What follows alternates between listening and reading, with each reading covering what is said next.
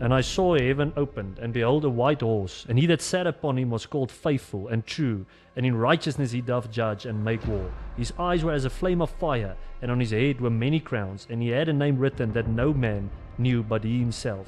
And he was clothed with a vesture dipped in blood, and his name is called the Word of God.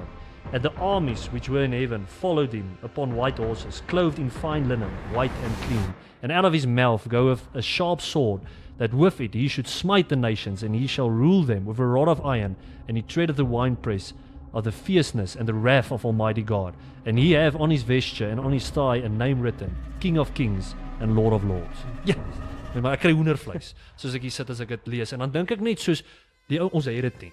Die kerk in Suid-Afrika en die wêreld het dit nie, want ons het hierdie kumbaya, sagte idee van Christendom, en wat die skrif vir ons sê is, Christus is 'n soldaat. Hy's 'n warrior, hy haat sonde. Hy kan sonde nie hanteer nie.